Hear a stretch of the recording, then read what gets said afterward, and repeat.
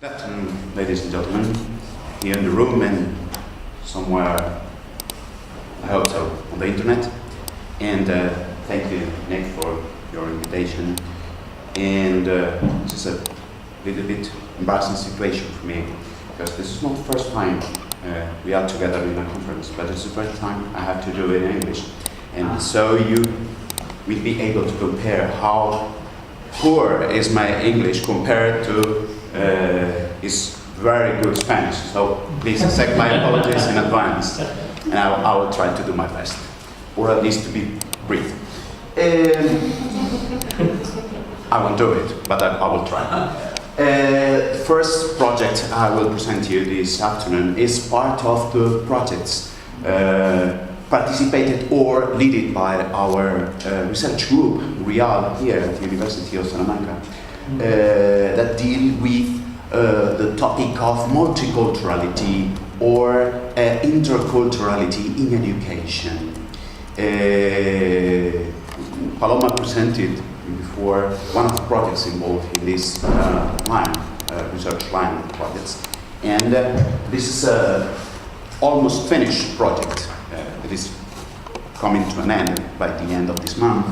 It is a project aimed to the development of new approaches for history teaching and learning using, as you will see, so-called popular history magazines and new approaches for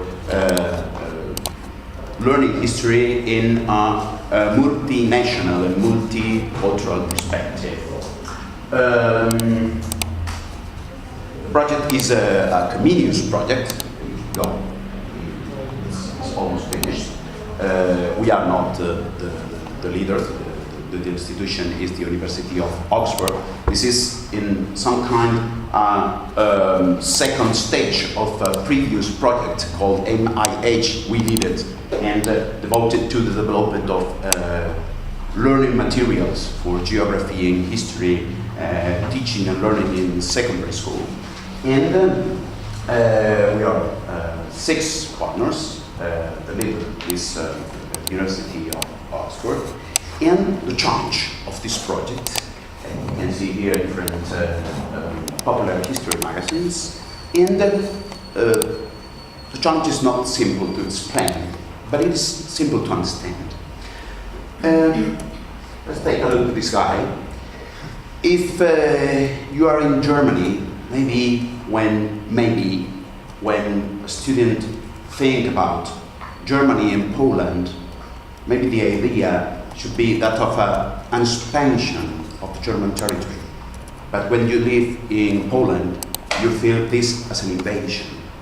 If you are in Spain and you speak about Columbus, you are speaking on a discoverer. But from the point of view of Latin American countries, Columbus is not a discoverer. They haven't been discovered. They were there. He is a conqueror, and not a very good one. Better English when they went to. Okay. So this is quite simple for us, but it is not so simple for students in secondary school, and it's not so simple to explain them that there are different narratives in history, because they usually think on science, history, maths, or whatever, as a very strict and serious science. So, if 2 + 2 is 4, that's no discussion, there's nothing to discuss. But this is not the thing we see in history, but they don't understand that. They are not aware of historical consciousness. And there's another gap between scientific history and popular history magazines, as they are products. They are business. And our business is to tell them the truth, so-called the truth. And that's not their business. In Spain, I had to take an approach regarding the discovery of America, much more different of a Mexican journal. Okay. And we have to move on also to new didactical approaches for using digital media and to let our students be aware of this historical consciousness. It's simple to understand, but it is not so simple to carry out, as you will see. I will confess some good points we reached and also some problems we faced. And we didn't solve all of them yet. And the aim of this project, as you can see in this tag cloud, is to create a dialogue between history teachers and media professionals. And that's not simple. Media professionals are interested on characters, on battles, and history teachers are interested on the semiotic of the causes involving World War I. And students are not interested nor in the first nor in the second question. But we have to do so. Secondly, we have to join different multi-perspective approaches by comparing different historical narratives in the same country, in different textbooks, and obviously in different countries. And it is not so simple. And we have to approximate media education to history teaching. It is, according to some studies, it is one of the subjects where technological innovation is less used by teachers, and that's a challenge to face. And obviously, linked to the technological innovation, I come from philosophy, and I teach philosophy and social sciences and history, and here I teach something related to educational guidance at the faculty. But there's no interest in innovation in technology if we cannot succeed in innovating in processes and methodologies. And that's another question to face when you try to innovate with technology. There's nothing to deal with technology if you don't change your methodology first. So we intended to achieve these aims through development of a baseline study. This is perfect for scholars. They love doing baseline studies. This is not for students, obviously, and this is not all for history teachers at secondary school. And a set of digital open educational resources with a different approach, because they try to join different historical narratives and to join the interests of curricular issues and commercial interests of popular history magazines. And finally, a set of courses for both future and in-service teachers, for letting them know about this new, or maybe not so new, approach of mixing digital media, multicultural perspectives, and so on. And the outcomes, we can, the next project I will present to you later can't speak about outcomes, but this is coming to an end, so we can have some outcomes. The baseline study is available, and if you're interested on it, you will have a presentation on the website, so you can reach it. And we have produced up to 13 digital modules translated into all the languages involved in the project, and with the different approaches coming from the different countries, related to two topics. We selected this history crossroads. So we selected a set of topics that are present in all the curricular traditions in the countries involved. One is World War I, and 2014 was the anniversary, and the other is Columbus. And in the pilot stage, we engage 14 groups, and 350 students for piloting the digital models with the results I will show you later, not with tables but with some remarks. And we trained up to 43 in service plus 125 future teachers in these new methodologies. 4 public newsletters available on websites, 20 articles or conference papers in academic spaces, and the final conference in less than 1 month ago in Wrocław, in Poland, related to the history and edutainment. This is interesting because this is the address we want to point later by the end of this project to move forward another new approachment of history, teaching and learning.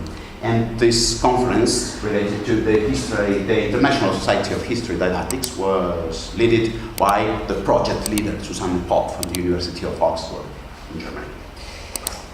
And achievements and difficulties we found, honestly, more or less honestly. The project itself was well recognized and acknowledged for secondary school teachers.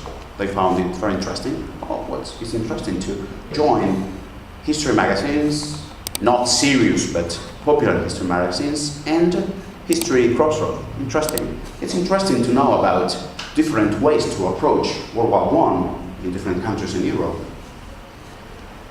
And also the digital models, I will show you briefly one of them later. Also digital models have been received and acknowledged with some kind of success. Also methodology is being well accepted, interesting the fact of mixing media and journals and different approaches. But we were too much optimistic regarding maturity and historical consciousness of our students. I must confess that this is because most of the project outcomes were led by faculty, university teachers, not secondary school teachers. I'd like to say that I represent the best of both worlds as Hannah Montana, but I won't do it. I have been a bad university teacher and maybe a bad history teacher as I have been involved in this and I couldn't see it in advance. And students are not aware of the interest involved in different narratives, especially political, and they are not aware, they are too young, and we have to accept that. And digital models not always fit students' requirements. They were too difficult. We knew it, and when we tasted it with students, we acknowledged it, but we did not have time to change the digital models since the project is going to an end. So we will learn for the next project. And popular history magazines are not products to be read by students directly. They have to be decoded by teachers. It's not so simple. Let's take a piece of this very interesting article from Poland, popular history magazine. Okay, I will give you in English, no worry. In Spain, I will give you in English. It's better, in Polish it's a little bit difficult, but in English you can. They can't. Even in Spanish, they can't. I say they can't, not students, teachers. And finally, we have been thinking about the possibility to move forward a strategy of gamification in history and entertainment. This could seem so simple and so obvious for you, because in this conference we are talking about gamification in a lot of sessions, but it's not so simple for history teachers. History is something so serious, and you cannot try to think on gaming with this. But playing with this is using, I don't know, an Xbox game about World War II and shooting a lot of Nazis or Russians, and that's not the point. And they are starting to be aware of the significance of gaming in the construction of historical consciousness. If you think about the reasons to one historical narrative problem, and you try to resolve this challenge as a student, and I as teacher, I can help you to understand this problem. Maybe I am much in the way to let you become aware of the relevance of historical consciousness. And maybe that's the point of, I hope, our next project or next proposal, if we succeed as we did with 2 previous editions. Thank you, and I'm here for you.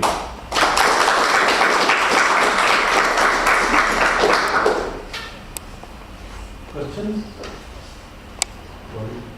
Yes, a curiosity. Did you have any intellectual property issues? There are Creative Commons. If you're interested on it, I can show you in a couple of minutes one digital model in case you're interested. You cannot download it. No, it is possible to download them. No, just to use. But they are Creative Commons, and the digital models were created at. The first project I will present to you this afternoon is part of the projects participated or led by our research group, REAL, here at the University of Salamanca, that deal with the topic of multiculturality or interculturality in education. First time we are together in a conference, but it's the first time I have to do it in English. And so you will be able to compare how poor is my English compared to his very good Spanish. So please accept my apologies in advance, and I will try to do my best, or at least to be brief.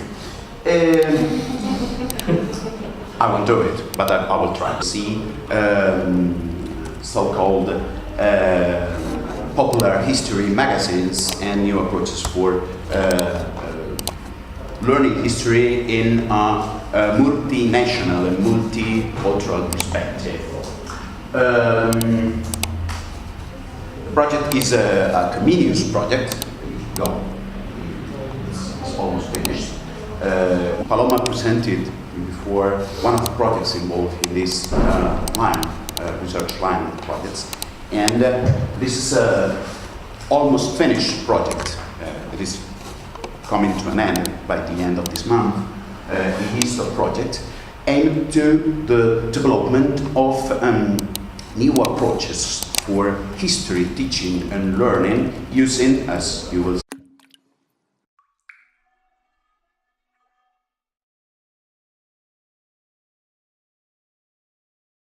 good afternoon, ladies and gentlemen, here in the room and somewhere, I hope so, on the internet. And thank you, Nick, for your invitation. And it's just a little bit embarrassing situation for me, because this is not